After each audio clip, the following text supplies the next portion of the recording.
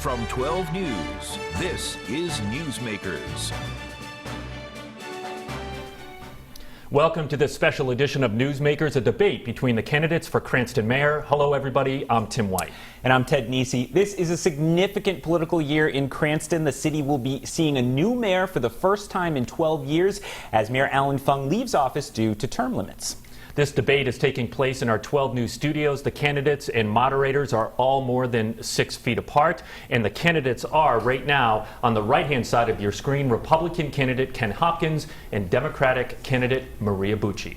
Mr. Hopkins was elected as a Cranston citywide councilman in 2016. He was formerly the athletic director for Cranston schools and a teacher at Cranston East. Ms. Bucci was previously on the Cranston City Council, first elected in 2004 and then briefly back in 2012. She's currently Director of Patient Services at the Thomas Slater Compassion Center, a medical marijuana dispensary. Now, each candidate will have an opportunity to give a 1-minute closing statement at the end of the debate, and I want to thank both of the candidates for agreeing to this important discussion. As you know, there is no strict format. We're looking for an open and honest discussion of the issues. If you're not answering the question or you're taking too long, we will jump in. So let's begin.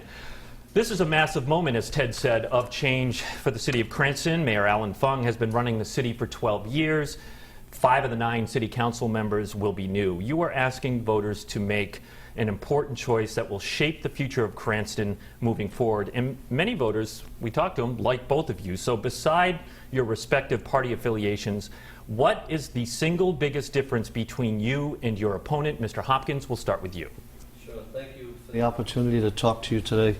I think the biggest thing right now is that I'm very much a supporter of Allan Fung. My opponent would like to make some tremendous changes to the city in the direction that we're going in. I find that to be alarming at this point. We are one of the top 50 cities in the country. The type of change that we're going to need may be just to build upon the great work that Allan Fung has done.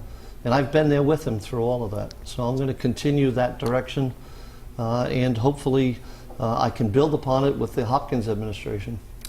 Thank you, Mr. Hopkins. Ms. Bucci, before we get to what you think is your biggest difference, and maybe the answer is the same, I do want you to respond to Mr. Hopkins there. He says that it is alarming that you want to change the Fung administration and move on from it. What specifically do you want to change about the Fung administration? Yes, so I don't believe there's anything dramatic I want to change. I just know we're 12 years, it's 12 years later, and Mayor Fung will not be there anymore. And so we have to move forward. We are in the middle of a pandemic. Our lives will be very different moving forward. So we have to have creative ideas on how we will survive through this pandemic. So it's not changing the way we've done things. We're going to do things better and be ready for 2021, because it's very different than what they had to deal with the past administration. All right, so Ms. Bucci, what do you identify as your single biggest difference between you and Mr. Hopkins? Is just taking those creative ideas and making them work. So I actually have a plan in place. I've been talking about it on the campaign trail. I put it up on my website, which I would urge people to go to. I actually have a plan where my opponent is just going on Allan Fung's past administration. And I keep saying Allan will not be there anymore. So we have to have real ideas, solid ideas moving forward to 2021 so we can come out of this pandemic stronger than ever. All right, Mr. Hopkins, before we go to Ted, I'll allow you to respond to that. Ms. Bucci's website, she has plans on there. Some of those things I'm sure we'll explore during this debate. Go to your website. You do not have a section with any plans. How do you respond to her? My plans are with the people. I talk to the people on a daily basis. I've been involved with the people for the last 40 years, given a lifetime of service to the city of Cranston. They know exactly where I'm coming from. They know the type of person that I am. They know the direction that I want to take the city. And I have a series of plans. Right now I'm just trying to finish this election, trying to stay focused and keep in touch with the people. They know me. I've taught in the schools. I've been the athletic director. But more importantly, I've been part of the fabric of Cranston for the last 40 years. I know what the city needs, and I'm the person that can take it into that direction. Both of you served on the city council, so I want to ask you about your records as councilors. And Ms. Bucci, this round I'll start with you. Mr. Hopkins has been sharply critical of you in recent days over your attendance record during your 2 stints on the council. He says you missed almost part or all of almost half of your required council meetings. And so the question would become, how can voters trust you to be fully devoted to the job of mayor you're seeking now if, in Mr. Hopkins' view, you weren't fully devoted to the job of councilor at the time? So we're going back 15 years ago. I was in my 20s, no excuse, 2 small children. I don't feel that those numbers are accurate. I know they're not accurate. And I'm very proud of the work I did on the city council. You know, when I was a councilwoman, we were going through the 100-year floods. And we had a lot of neighborhoods and a lot of people that lost their homes or didn't know where to turn to get relief. And I was able to work with FEMA countless hours. It didn't take place in the City Hall chambers, but I was out there working hard to give them direction they needed. And I did this also at the State House to make sure we could put in traffic lights, and that's time consuming when it's on state property, but I was able to do that in 2 locations. So I'm very proud of the work I did. I worked really hard. I did not seek re-election in 2008 because I wanted to make sure I could be there 100%, but I did stay involved in community service and working with the community. So I am proud of the work I did on the council. Mr. Hopkins, she questions the numbers and says, you know, she was a very active councilor. Your response? Yeah, I've done my homework. I'm a former educator. I've done my research. Those numbers are exact.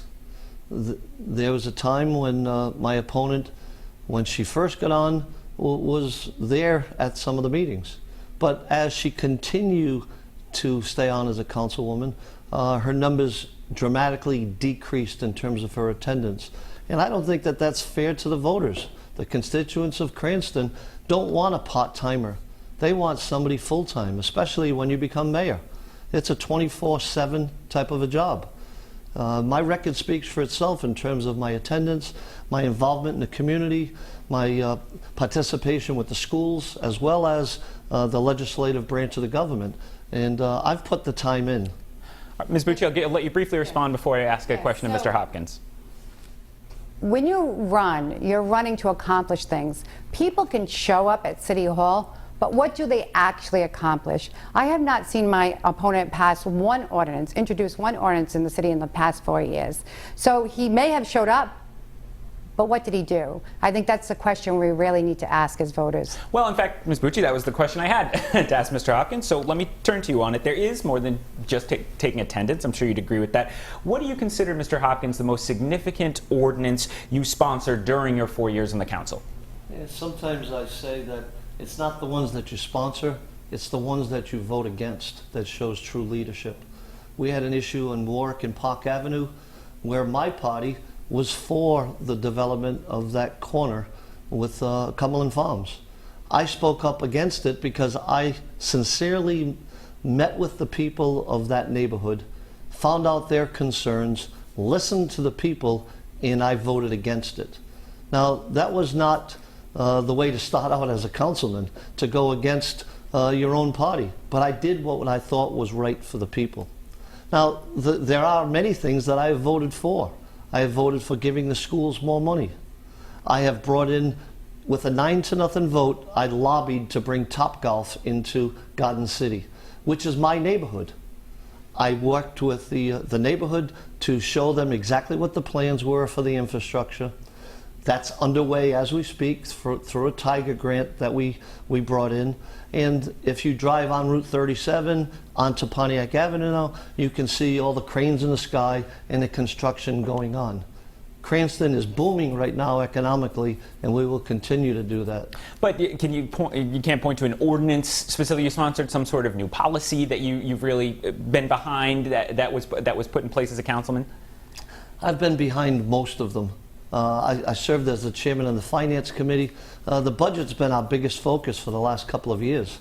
I have voted in favor of the mayor's budget. We've tweaked it a little bit to give some more money to the schools, but I think that's the important job that I served, is to listen, to get consensus across the board, to work with both sides of the aisle, and then come up with what's best for Cranston. Ms. Bucci, your response? So I'll go back to the Cumberland Farms project that he voted against. And a lot of the neighbors did not want that in the neighborhood. and that was good. But what are we doing with the property now? And when I'm mayor, we may deny a project, but let's find a new project to take its place. Let's continue the growth. Right now, that building has broken glass, boarded up windows, and it's been like that for years.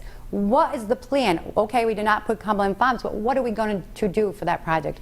We have to promote businesses to come to the city. And if they see broken glass and boarded up windows, they're not going to come.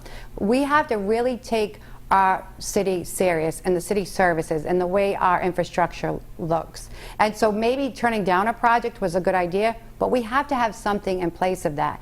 And we didn't do that with the Cumberland Farms. And when I deny something, I want to have something else in its place. You know, someone in business, I always have to look in the future. How are we going to be better? How are we going to survive through whatever comes, whatever storm comes our way?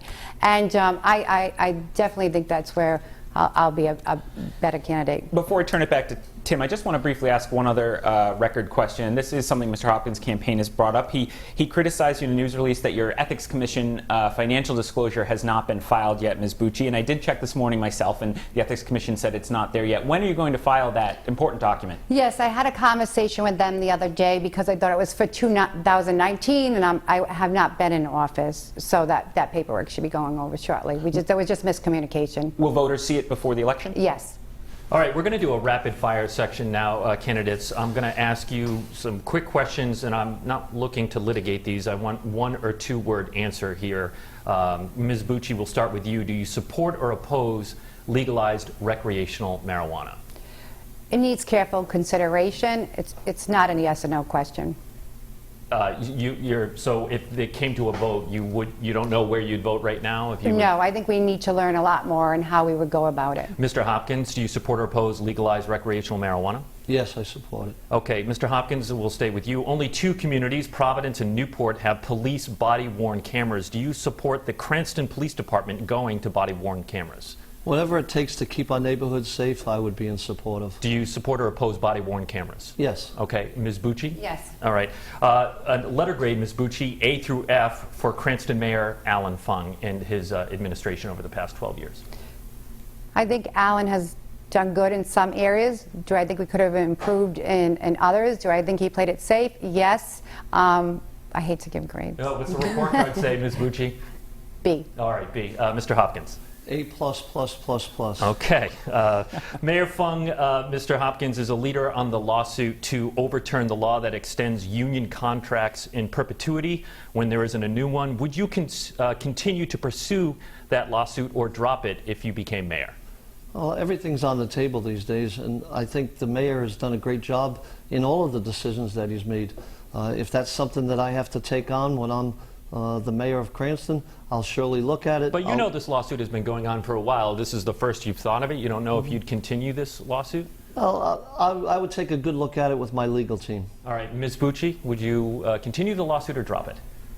Well, I hate to see any expenses to the Cranston taxpayers, so I do not like lawsuits. With this particular issue, we need more discussion. I'm not in office. My opponent is a councilman now. I'm not in office. So I really look forward to having more conversations and making sure that we are being fair to the taxpayers. To both candidates, I would say some people watching at home right now would go, well, listen, both of them have garnered support from labor unions, and maybe that's why they're waffling on this question right now. How would you respond to that, Mr. Hopkins, briefly? No, I don't waffle on any decisions that I make. My decisions are But you're reluctant to answer this question. No, I'm answering the question. Okay. Yeah, my question is my legal team will take a good look at it. Ms. Bucci? Yeah, absolutely not. I just want to make sure that we're doing the right thing for the Cranston taxpayers. Okay, Ted? I want to ask both of you about housing and development. Mr. Hopkins, I'll start this round with you. Cranston has seen significant housing development in recent years, particularly western Cranston, with more homes being built, and there's certainly demand across Rhode Island for more housing that middle class and working families can afford. But Mayor Fung has told the Cranston Herald he has been thinking differently about development to some extent more recently. He said, quote, are they going to require more police officers, more fire, more rescue, more schools? What's your opinion, Mr. Hopkins? Should Cranston allow more housing to be built at the recent pace, or do you think it needs to slow down? I think what we need is more affordable housing in Cranston. We have a certain population that would like to live there because it's such a great place to be. We have great schools, we have great safe neighborhoods, but there is a lower end population in terms of their finances that are looking to move into Cranston. I think that's where our focus should be. Our high-end neighborhoods, people are pretty well off. They have good jobs. They're content. They like the services they get. I would definitely take a look at the low end in terms of low-income housing. Ms. Bucci, same question. What do you think about the outlook for housing development and where it goes in Cranston? Well, it's really important that we have affordable housing. We had an opportunity last night at the council meeting to put together our Affordable Housing Commission that has not met in years. I mean, I think this is long overdue, and it did not pass last night, which I was disappointed. We need to make sure that new families that come into Cranston have an opportunity to buy a home. So in the plan that I proposed on my website, we show areas where we'll tackle the comprehensive plan on day one and add more housing to the areas so we can make sure that everybody has an opportunity to live in the city of Cranston. Mr. Hopkins, you're on the council. What did you think of that ordinance? The reason why it didn't pass is because it wasn't vetted properly. It needs to be looked at before just the people can speak about it. I think I have gone out of my way to work with the neighborhoods on any type of issue that we talk about, but that particular item was not talked about with the neighborhoods prior to that meeting last night, and that's why it's being prolonged to a later date. Sounds like you disagree.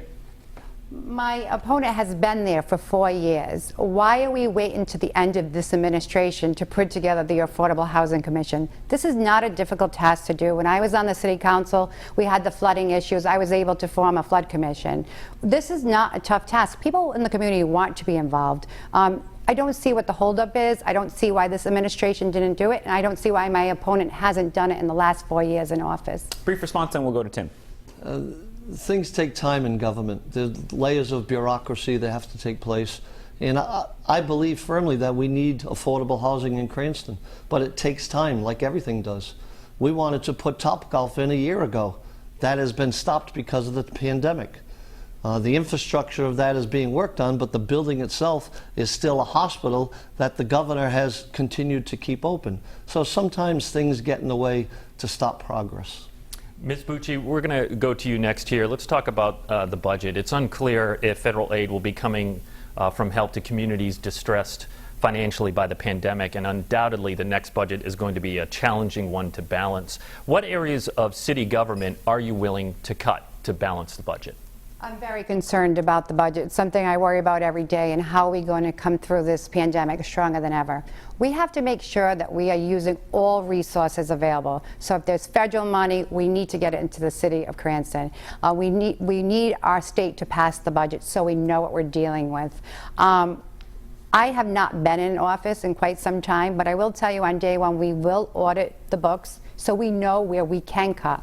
I don't want to cut jobs. I do not want to raise property tax. The city budget is a public document right now, and this is a pretty important decision to make. Why haven't you looked at it? Oh, no, I've been through the budget quite a bit, and I've seen time and time again the increases to the fire department, more so than the school department, year after year. Are you saying the fire department might be one of the areas you would examine to cut? I need to have a professional team with me go through the books, audit the books, and make sure that we are saving in areas that we are not hurting people's jobs. We are not raising the property tax on homeowners. People are struggling right now, and we have to put the Cranston residents first. Mr. Hopkins, what areas of city government might be on the table? I've sat on the Finance Committee for the last 4 years as the Vice Chair. I've worked specifically on the budget. It's a $300 million budget. Everything is on the table. When we go into this pandemic and we look at our budget in the future of Cranston, we need to continue with economic development. We need to take a good look at every single department that we have. We need to take the mayor's budget, put it together, and move on in the right direction. But at the same time, we need to continue to be a strong leader in economic development so that our tax base can stay stable. You said everything is on the table. Ms. Bucci sort of addressed this in her answer.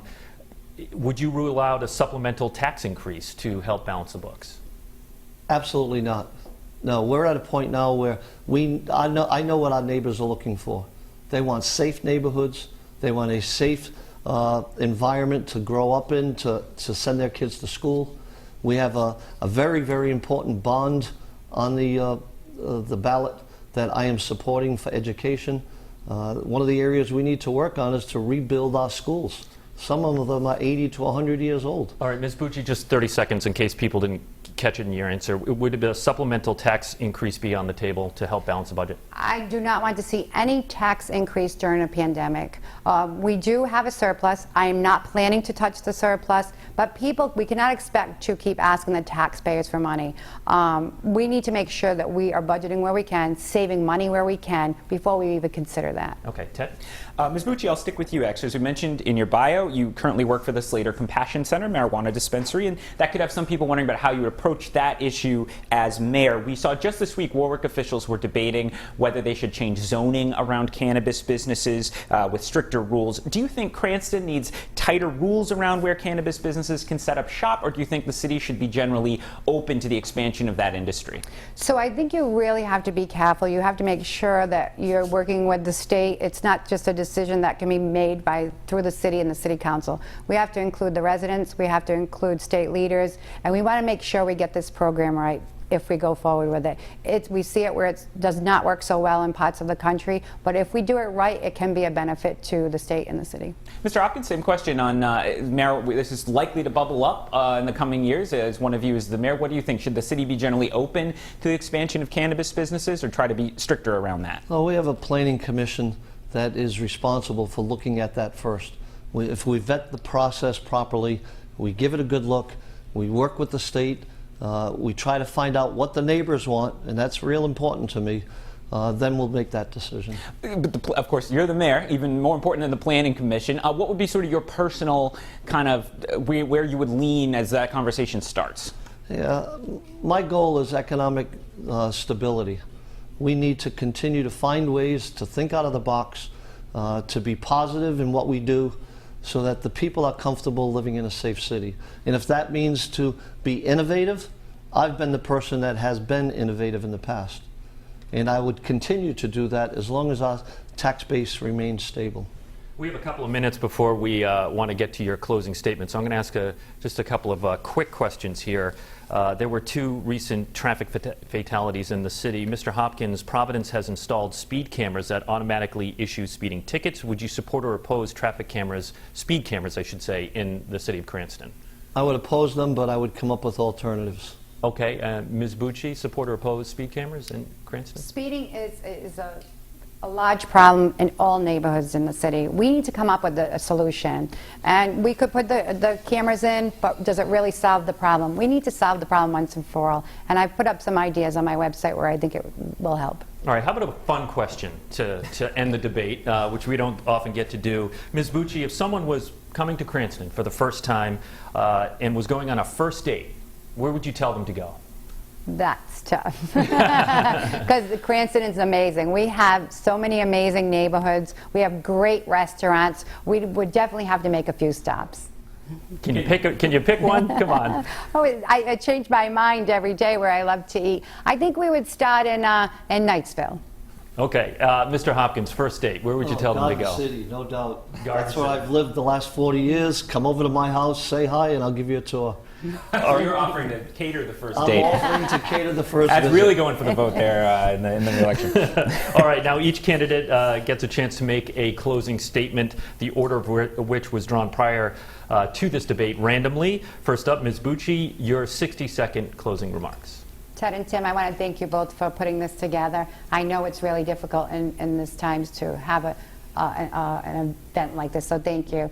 I really look forward to really being the next mayor of the city of Cranston. It's so important that we have a plan in place to get us through 2020 and into 2021. We need a person that has a plan, not looking into the past, that's going to move this city into the future. And I know I'm the right candidate to do the job.